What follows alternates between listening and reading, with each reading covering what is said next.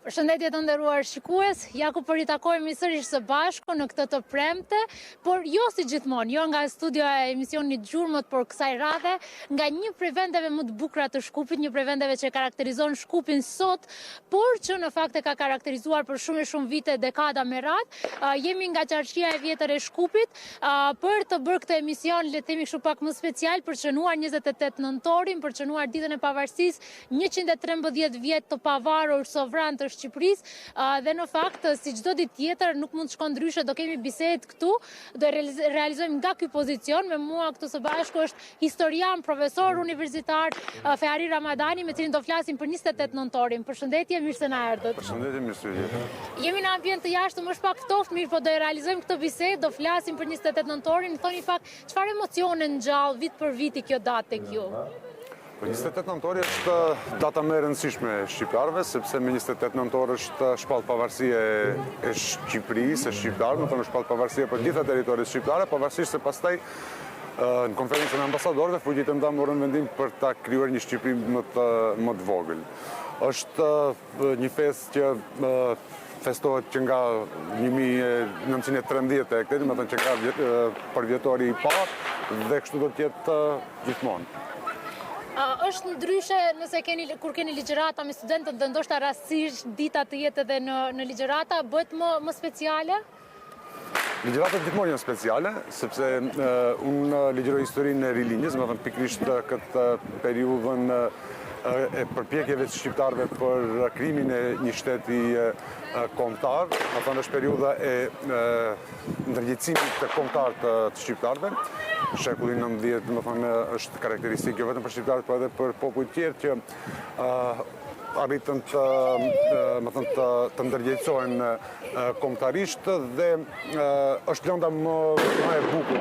Nganjëherë them ndoshta jam edhe subjektiv sepse unë ligjëroj këtë lëndë, por mendoj se është pjesa më e bukur e historisë së popullit shqiptar, sepse këtu fillon ndërgjegjësimi, fillon vetdia e shqiptarëve si janë shqiptarë, si janë të ndryshëm nga të tjerë, më thënë fitohet identiteti kombëtar. Ne do flasim pak për vetdijen edhe ndërgjegjësimin, ndoshta edhe për sot.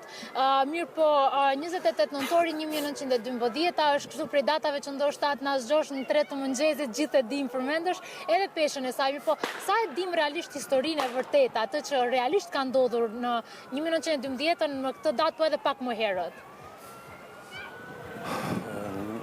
Historianët e dinë, sepse është pjesë e profesionit të tyre, sidomos ata cilët merren me periudhën e rilinjës, sepse ju e dini se nuk e njohin në gjithë historinë, se cili ka ato periudhat e veta. Edhe studentët përgatiten, më thonë jo vetëm te ne, por edhe në universitetet tjera, në universitetet ku ligjërohet historia shqiptare, e dinë më thënë zhvillimet, rëndësinë e kësaj periudhe. Po përgjithsisht historia është një lëndë tërheqëse edhe për të tjerë, dhe më thonë edhe për njerëzit e profesioneve të tjera, sepse të gjithë duan të njohin të kaluarën e tyre. Në një formë ose në një tjetër. Dikush interesohet më tepër për historinë lokale, por shumica e njerëzve duan ta dinë edhe historinë kombëtare, kështu që mendoj se pjesa më e madhe kanë njohuri dhe e dinë rëndësinë edhe të periudhës edhe të 28 nëntorit. Në fakt, për gjithë shikuesit që ndoshta edhe po dëgjojnë zëra, ka fëmijë kështu të lumtur për 28 nëntorin dhe kemi shumë mjete piroteknike. Shpresoj që të mos lëndohet dikush në këtë proces. Nëse kthehemi në vitin 1912, kjo periudhë, 2 ditë para, 3 ditë pas, si do të ishte atmosfera në Vlorë, atje ku ngrit edhe flamuri? Shqipe, periudha ku shpall pavarësia e Shqipërisë dhe periudha para shpalljes pavarësisë së Shqipërisë ka qenë një ndër periudhat më të vështira të shqiptarëve, sepse ka qenë periudha kur në 1912 shqiptarët zhvilluan kryengritjen e përgjithshme kundër perandorisë osmane me idenë për ta krijuar një shtet autonom shqiptar. Pastaj në tetor filloi lufta e parë ballkanike dhe lufta e parë ballkanike drejtoi zyrtarisht kundër perandorisë osmane, por praktikisht synonte pushtimin e territoreve edhe të territoreve shqiptare krahas territoreve të tjera, kështu që shqiptarët ndodheshin përballë rrezikut të zhbërjes si kombë. Ishte një periudhë e vështirë, drejtuesit e lëvizjes kombëtare shqiptare me në krye Ismail Qemalin kishin ndërmarrë hapat e tyre për të shpëtuar atë që mund të shpëtojë, zhvilluan vizita në Evropë, ishin në kryeqytetin e Rumanisë, pastaj vazhduan deri në Vjenë, ku morën edhe garanci nga Ministri i Punëve të Jashtme të Austro-Hungarisë se kjo perandori të mbështesë të krimin e Shtetit Pavarur Shqiptar. Duke u lutë gjithë këtu që janë të mos hedhur mjete piroteknike, do të vjojmë këtë pjesën e historisë, le themi kështu, kjo pjesë e emisionit të jetë pak rikthim në mësimet tona të historisë. Çfarë ndodh pastaj? Populli shqiptar vdisohet për një shtet, merr autonomi, le themi kështu, bëhet shtet i pavarur, edhe kështu me radhë vitet në vijim, si vijojnë, si e gjejnë popullin shqiptar? Mendoj se vetdia kombëtare kishte filluar të kristalizohet që si shekurit 19. Me kalimin e kohës, kjo vetdi vinte duke u fuqizuar gjithnjëherë më tepër.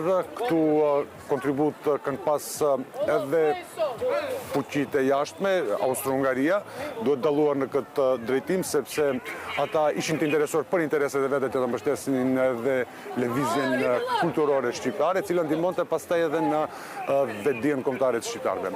Periudha që pasoi pavarësinë ka qenë periudhë shumë e vështirë, për faktin se shqiptarët nuk kishin një mbështetje të fuqishme të jashtme, kishin mbështetjen e Austro-Hungarisë, e cila deri diku mbështet edhe nga Italia, por e kishin kundër Rusinë, e cila ishte e fuqishme, ishte në aleancë me Francën dhe me Britaninë e Madhe. Britania e Madhe ka qenë ndoshta shteti kryesor që vendoste në politikën evropiane në atë kohë.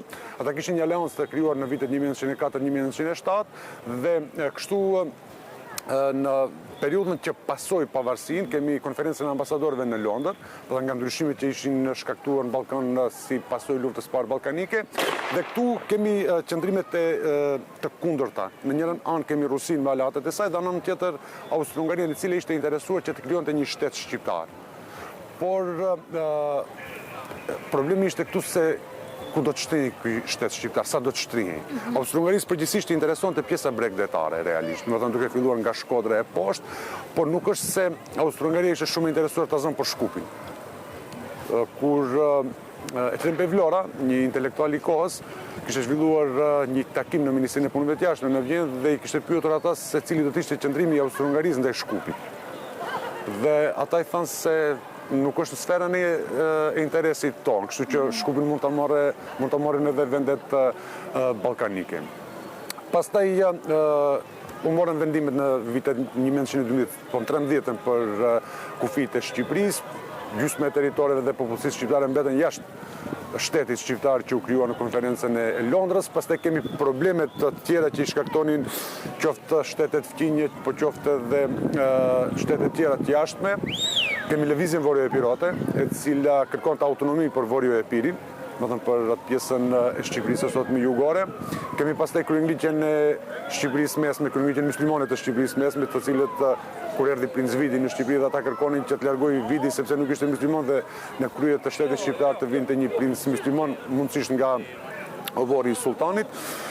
Pastaj kemi luftën e parë botërore, do thënë pa u konsoliduar ende shteti shqiptar, kemi fillimin e luftës parë botërore dhe fillimin e luftës parë botërore përgjithësi gjithçka. Këto fuqitë e mëdha të cilët kishin marrë vendim për ta krijuar shtetin e pavarur shqiptar në konferencën e Londrës, tani ishin në luftë njëra me tjetrën. Këto ishin garantuese të shtetit shqiptar. Dhe tani, kur futën luftë njëra me tjetër, më thënë kjo garanci nuk ekzistonte më, kështu që territorit shqiptar u pushtuan dhe ndër shtetet e para që pushtoi territorin Shqipëri ishte Italia, mori Vlorën, me arsyetimin se ne po vim si miq të popullit shqiptar, më thënë miku nuk pushton, po ata i pushtuan dhe kështu territori shqiptar gjatë luftës parë ballkanike ka qenë i gjithë i pushtuar. Territori i Shqipërisë, se territoret tjera shqiptare ishin pushtuar edhe më herët. Shqiptarët i gjejnë kudo nëpër botë, në periudha të ndryshme historike, kanë lëvizur në vende të ndryshme historike. Shqiptarët këtu në Ballkan i gjejnë po ashtu të ndarë në pushtete, po gjithsesi 28 nëntori na bashkon të gjithëve. E bën kjo vuajtja ndër shekuj, le të themi, apo dashuria e madhe për kombin shqiptar fillimisht? 28 nëntori është i rëndësishëm për ne si komb, po të gjithë kombet kanë festat e tyre, të gjithë kombet kanë festa me të cilët identifikohen, kanë festa kombëtare. 28 nëntori është festa jonë sepse u shpall pavarësia e Shqipërisë Shqipërisë, në ngrit flamurin në Kuvendin Mbarkombëtar që zhvilloi punimet më 28 nëntor në Vlorë. Dhe është e kuptueshme se është një festë që na bashkon të gjithëve sepse na përket të gjithëve, do të thënë identifikohemi me këtë. Po edhe popujt tjerë kanë festat e tyre, të cilët i festojnë, i ndjejnë, ndoshta njësoj edhe si ne. Po, ne do vazhdojmë bisedën, në fakt do fokusohemi edhe pak më shumë ndoshta tek realiteti i sotëm se ku po jetojmë ne. Du të ndalem pak më shumë edhe tek figurat historike. Sa i njohim ne ato, sa në fakt e dim rolin kyç që ata kanë pasur në pavarësinë, por edhe para pavarësisë dhe pas asaj. Çdo ngjarje e rëndësishme në histori zhvillohet bazë të nësaj të disa personaliteteve. Sepse është e domosdoshme që çdo proces të ketë edhe udhëheqës, domethënë të ketë krerët të cilët e udhëheqin e çojnë përpara. Kështu edhe në procesi që çoi deri në pavarësinë e Shqipërisë, në shpalljen e pavarësisë së Shqipërisë, është udhëhequr nga një plejad e intelektualëve të kohës, ku bonin pjesë Ismail Qemali, Hasan Prishtina, Luiq Gurakuqi dhe shumë personalitete të tjera, ka pas edhe nga anët tona sigurisht. Dhe këta fillimisht ishin që më herët ishin të angazhuar në lëvizjen kombëtare shqiptare, dhe kur erdhi momenti, organizuan kryeministri që kundër perandorisë osmane, ishin këta personalitet ose disa prej këtyre të cilët morën pjesë ose organizuan edhe mbajtjen e kongreseve, siç ishte kongresi i alfabetit në Manasi, që është një ngjarje tjetër shumë e rëndësishme, shumë e madhe për shqiptarët, dhe disa ose po këta personalitete pastaj mbajtën edhe Kuvendin Kombëtar në Vlorë, ku e shpallën edhe pavarësinë e Shqipërisë. Sigurisht që historianët janë përpjekur që të studiojnë, të hulumtojnë këto personalitete, këto figura historike, dhe ka botime, ka librat që janë botuar për personalitetet kryesore. Sigurisht që këtu nuk ka përfunduar gjithçka, ka mundësi për të hulumtuar edhe në të ardhmen dhe për të plotësuar. Po, kur flasim për këtë periudhë të rilindjes edhe të pavarësisë dhe gjithçka tjetër, a harrojmë ose ndoshta kemi lënë pak anash atë mundin edhe tër punën që kanë bërë rilindasit tër shqiptarët për të ardhur deri në këtë pikë ku jemi ne sot? Cilat kanë qenë ndoshta peripecit më të mëdha që ata janë përballë? Shqipe, probleme ka pasur, vështirësi ka pasur sigurisht gjithmonë, sepse të gjithë popujt luftojnë, të gjithë luftojnë për të marrë më tepër. Nga njëherë kërkojnë marrën edhe atë që nuk u takon. Këtu nuk e kam fjalën për shqiptarët, sepse nuk kemi pas mundësi ta ruajmë atë që është e jona, jo të marrëm nga të tjerët, po popujt fqinin duke pas pozitë më të favorshme se ne, duke pas mbështetjen edhe të Rusisë, po edhe të fuqive tjera të mëdha. Ata përveç se arritën të çlironin territoret e tyre nga sundimi osman, kërkoni njëkohësisht që të zgjeroheshin edhe në territoret shqiptare. Është e njohur për shembull me Galilea dhe në Çertania, dy programe kombëtare serbe dhe greke, të cilët synonin që të gjitha territoret shqiptare t'i pushtonin. Morën vesh që rrjedhë lumi shkumbim të shërbesit si kufi ndarës midis Serbisë dhe Greqisë. Shqiptarët janë përballur në vazhdimsi me këto probleme, kjo edhe për faktin se fatkeqësisht deri shumë vonë, deri ka fundi i shekullit të 19, shqiptarët nuk kanë pas mbështetjen në ndonjë fuqi të madhe. Një historian shqiptar që ka jetuar dhe vepruar në Shtetet e Bashkuara të Amerikës, Stavros Këndi, ka botuar një libër këtu në 67, nëse s'gaboj, Zgjimi kombëtar shqiptar. Dhe aty ndër të tjera thotë se ne nuk mund të kuptojmë çlirimin e popujve të Ballkanit pa ndihmën që morën nga fuqitë e mëdha. Më thënë, vetëm një rresht ose dy rreshta mjaftojnë për të kuptuar rolin, rëndësinë që ka pas qëndrimi i fuqive të mëdha ndaj çështjeve ballkanike. Kjo vazhdon edhe sot. Më thënë, ndërhyrja e fuqive të mëdha është evidente edhe në momentin që ne po flasim, sepse janë ato që i hartojnë edhe hartat. Edhe çlirimi i një populli, më thënë, përveç angazhimit të brendshëm që është i domosdoshëm, është e nevojshme edhe mbështetja e jashtme. Shqiptarët, siç e përmenda, fatkeqësisht nuk e patën këtë mbështetje. Nga fundi i shekullit të 19 Austro-Hungaria filloi të interesohet për shqiptarët, për interesat e veta, sepse ishte në rivalitet me perandorinë ruse për dominim në gatishmërin ballkanik. Ndallim nga fuqitë tjera të Austro-Hungaria nuk ka pas koloni, sepse ishte shtet shumë kombësh, diku të Në fillimin e shekullit 19 Austro-Hungaria ka pas 50 milion banor dhe nga këta vetëm 10 milion ishin gjermanisht folës. Do të 40 milion tjerë ose i bie 80% e popullsisë ishin popullsi jo gjermanike. Dhe ata nuk kishin mundësi për të realizuar pushtime koloniale, por kishin interes në Ballkan. Dhe Austro-Hungaria ishte interesuar që Adriatiku mos jetë det i mbyllur, mos shndrohet në det të mbyllur. Më thënë kuptimin që po të vendosej Serbia ta zonë në Adriatik, përshtonte territoret shqiptare, që automatikisht ishte në sferën e ndikimit rus dhe nëse në një të ardhme do të kishte një aleancë midis Italisë dhe Rusisë, i binte që deti Adriatik të ishte det i mbyllur. Ishte i vetmi det nëpërmjet të cilit Austro-Hungaria kishte dalje në detin botror. Dhe kjo ishte arsyeja kryesore pse Austro-Hungaria do t'i mbështesë përpjekjet e shqiptarëve për zhvillim kulturor fillimisht, pastaj në nëntor vitit 1912 ata e pranuan edhe kërkesën e shqiptarëve për krijimin e një shteti ose për shkëputjen nga perandoria osmane. Shohim mundime të shumta, edhe ndoshta me drejt të plot thuhet që është derdhur shumë gjak për të arritur ne deri sot, për të mësuar në gjuhën shqipe, për të jetuar të lirë në trojet tona ku kemi qenë. Po unë do të di për shkak se ju përballeni me gjenerata të reja çdo vit që vijnë deri tek ju. Sa e shohim që arsimi fillor i mesëm po i përgatit të rit që ta dinë këtë histori. Sa vijnë me një uri të gatshme ata ndoshta. Arsimi fatkeqësisht nuk është duke u zhvilluar në drejtimin e dur, më thënë nuk është aq cilësor sa realisht duhet të jetë. Tu ka shumë faktorë dhe nuk duhet të flas për këtë çështje, sepse kemi ardhur këtu për ditën e flamurit dhe për festën e flamurit. Po ne i bëjmë përpjekjet tona, më thënë për t'i pajisur me njohuritë e nevojshme për programin që kemi, më thënë secili profesor bën përpjekje për t'i pajisur me njohuritë nevojshme në lëndën e tij, dhe unë besoj se ne kemi studentë mirë, të cilët janë edhe të orientuar drejt, po edhe të pajisur mjaftueshëm me njohuri, sigurisht për ciklin e parajt sa zgjasin studimet.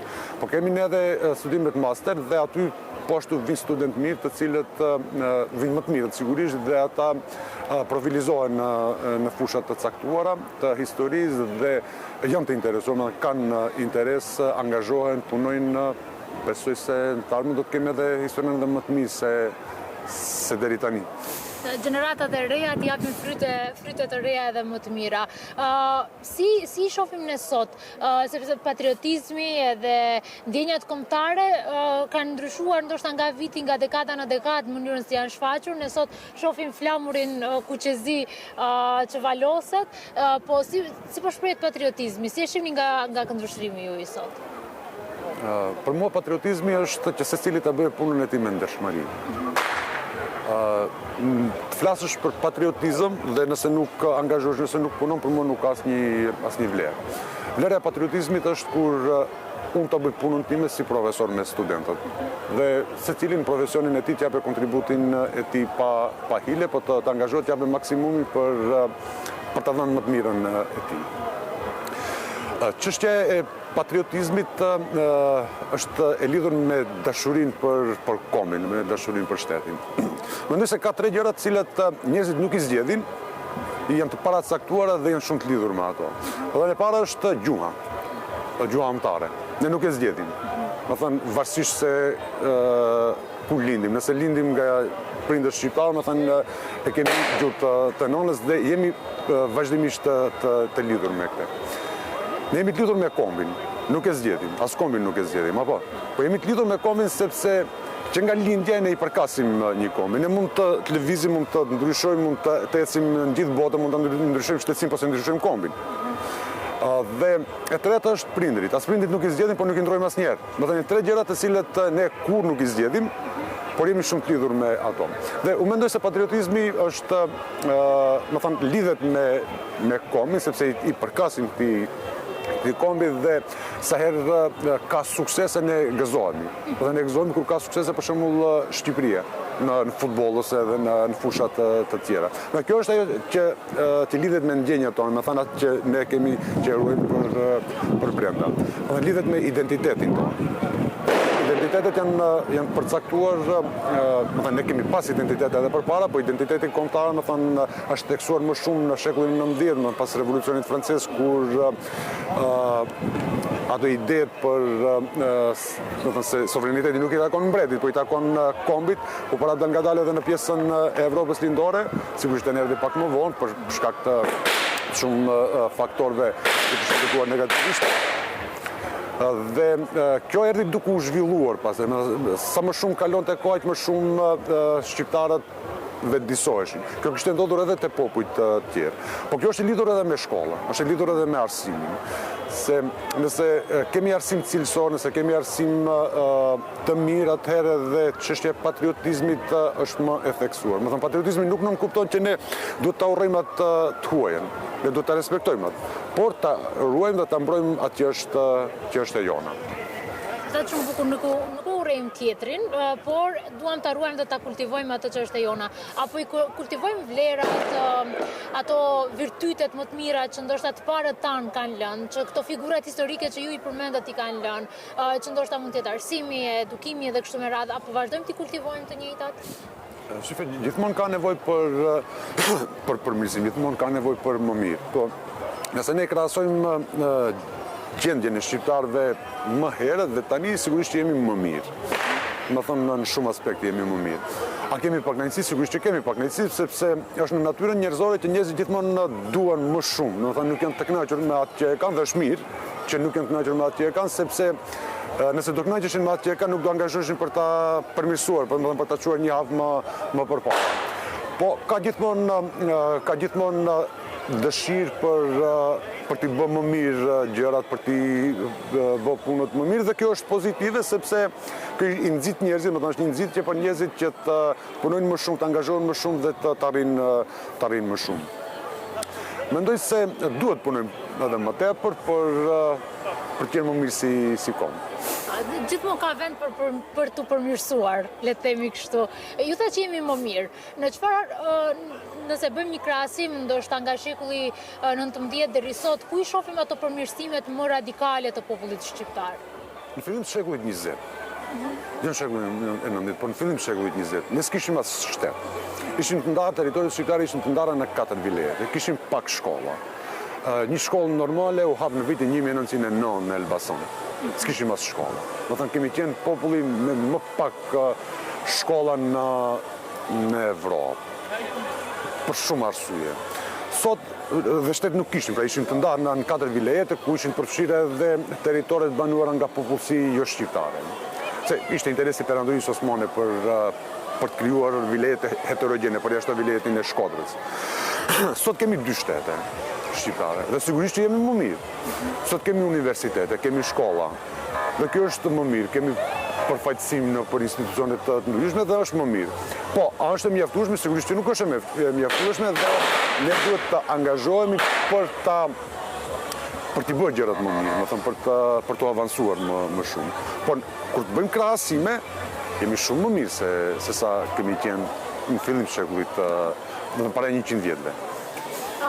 Nuk kishim shtet, sot kemi shtet, kemi 2 shtete, ose së paku të gjithë jetojmë në shtete me drejta të barabarta. Po nuk kupton që ne i duam shtetet tona kur e shohim ndoshta mbeturinat jashtë, ose për momentin hudhen mjete piroteknike të latë dhe rrezikojnë pak shëndetin e njerëzve. Ne shtetin duhet ta duam, shtetin e duam dhe po ne duhet kërkojmë që të ketë përmirësim. Që të edukohen më mirë edhe brezat e rinj që të mos bëjnë gjëra të cilat janë të panevojshme dhe nuk janë të dobishme. Po, kjo ndodhen edhe në vendet tjera, ndoshta që është më pak e theksuar se sa te ne, po mendoj se gjithku ka probleme, se ku të shkojsh në botë, ka njerëz të cilët bëjnë mirë dhe njerëz që janë të prirur për të bërë gjëra jo të mira. Po këtu është pikërisht do të jetë dola e shtetit, do të thënë roli i shtetit për t'i sankcionuar njerëzit, për t'i detyruar që të korrigjohen dhe të bëjnë punë më. Ne jemi në në hyrje le të themi kështu të qarqisë së vjetër të Shkupit, cili është roli i kësaj pjese të Shkupit? Në aspektin turistik, për shembull, qarqia është shumë e rëndësishme. Turistët tërkohën vinë e vizitojnë qarqinë, mirë, por në aspektin historik, çfarë peshe ka pasur qarqia e vjetër për Shkupin e atëhershëm? Shkupi ka qenë një qendër e rëndësishme për lëvizjen kombëtare shqiptare. Në ka pas një rol të rëndësishëm, ndoshta edhe për nga vetë pozita gjeografike. Shkupi që nga antikiteti ka qenë i rëndësishëm, ka qenë kryeqendër e Dardanis, pastaj ishte kryeqendër e Vilayetit Kosovës nga viti 1888 dhe ka pas qendrën e vetë dhe lidhja shqiptare e Prizrenit dhe dega e Shkupit është angazhuar edhe në luftën që u zhvillua në fillim të vitit 1881 për pak para se të shtypet lidhja shqiptare e Prizrenit. Shkupi ka pas rëndësi pastaj edhe në periudhën e fillimit të shekullit të 20. Duke qenë kryeqendër, sigurisht të qenë të përqendruar edhe figura të rëndësishme kombëtare. Këtu ka pas edhe një komitet i shpëtimit i cili ishte vepronte në vitin 1912 dhe ata mbajten edhe një takim, mbajten edhe një mbledhje për kur rrezikoheshin territoret shqiptare. Por fatkeqësisht pastaj ishin fuqitë mëdha të cilët vendosen dhe e lanë Shkupin jashtë asaj që kërkonin shqiptarët, dhe jashtë shtetit shqiptar. Por ka qenë gjithmonë qendër e rëndësishme dhe sigurisht edhe sot është i rëndësishëm, sepse këtu jeton një numër i madh i shqiptarëve. Rëndësia e kalas së Shkupit, folëm pak për qarqin, kalaja. Kalat kanë pas rëndësinë e tyre në periudhën e mëhershme, sepse kanë qenë vendet në të cilat ka qëndruar përgjithsisht ushtria. Për shembull, kalaja e Krujës ka luajtur rolin kryesor në luftën e Skënderbeut që zhvilloi kundër perandorisë osmane dhe ka rëndësinë më të madhe. Po edhe kalat në qytete të tjera, se përgjithsisht në qytetet shqiptare ka ju ndërtuar kala dhe këto kanë pasur rol të rëndësishëm në luftën luftën që kanë zhvilluar shqiptarët kundër të tjerëve. Po jo vetëm të shqiptarët, këto kanë pasur rëndësi edhe për popujt tjerë. Kemi monumente mjaft të rëndësishme, jo vetëm në Shkup, edhe janë të shpërndara në krejt qytetet shqiptare, por sa po dimë ne t'i ruajmë këto monumente, të cilat na e sjellin historinë në të tashmen? Shife, kjo lidhet edhe me traditën shtetërore, shtetëformuese. Fatkeqësisht ne shumë vonë kemi krijuar shtetin, Shqipëria që u krijua si shtet. Të tjerët, kur ne e kemi krijuar alfabetin, të tjerët kanë pas jo universitete, po akademi. Kështu që ne kemi qenë më të bonuar për shkak të shumë faktorëve që i përmenda dhe një ndër ato ka qenë, ndoshta edhe vendimtare ka qenë mungesa e mbështetjes së një fuqie të madhe për shqiptarët.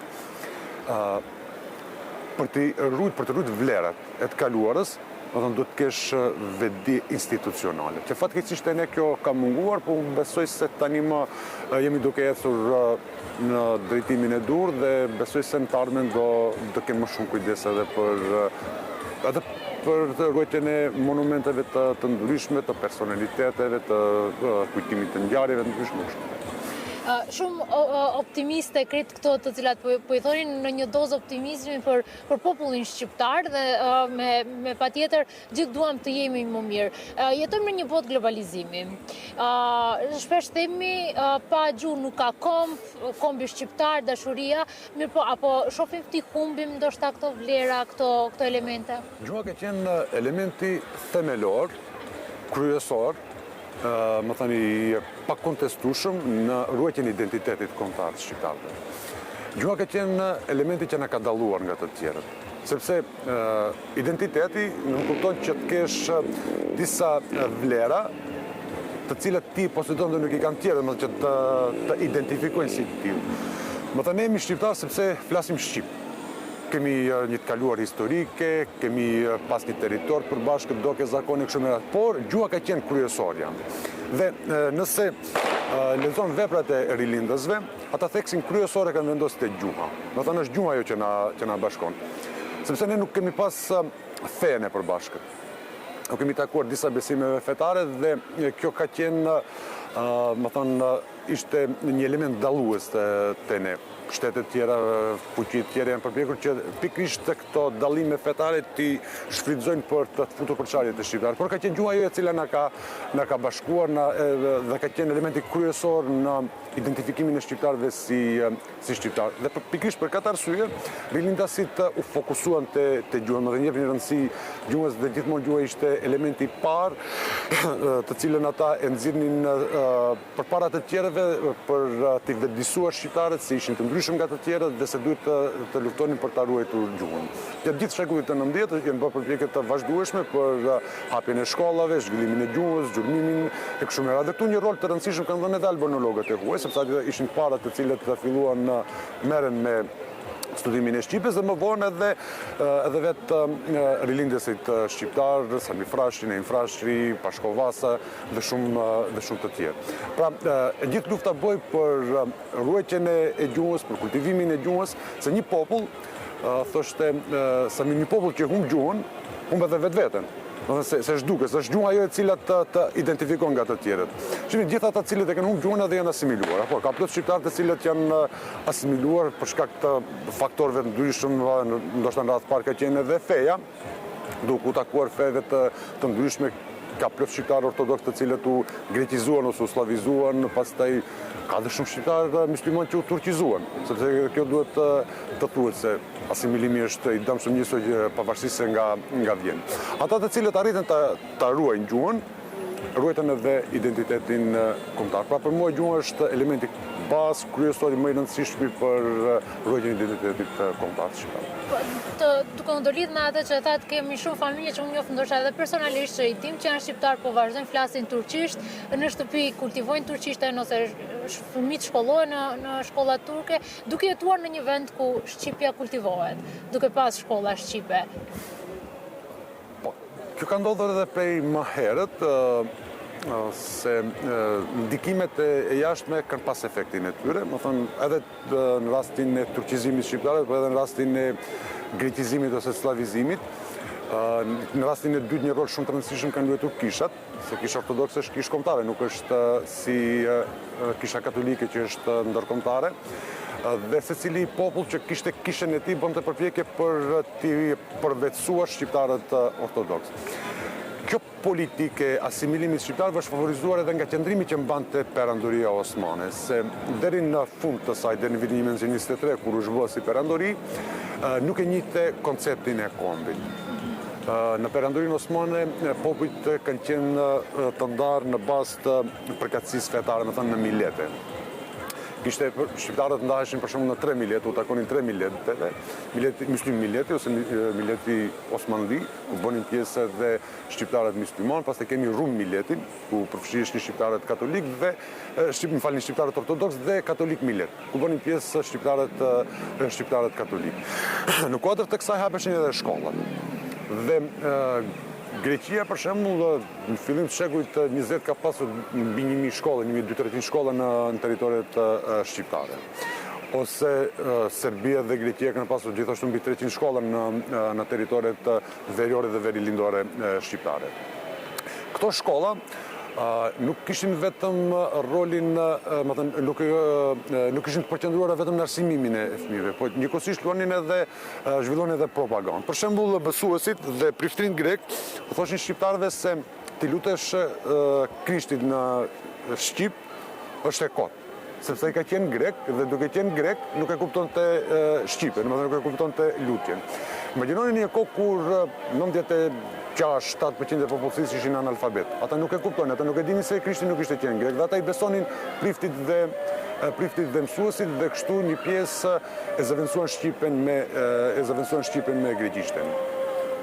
Në territoret shqiptare jugore, një pjesë e madhe e shqiptarëve ortodoks u afruan pastaj me grekët, edhe si rezultat i kishës dhe shkollës dhe në fund të humbën identitetin u greqizuan.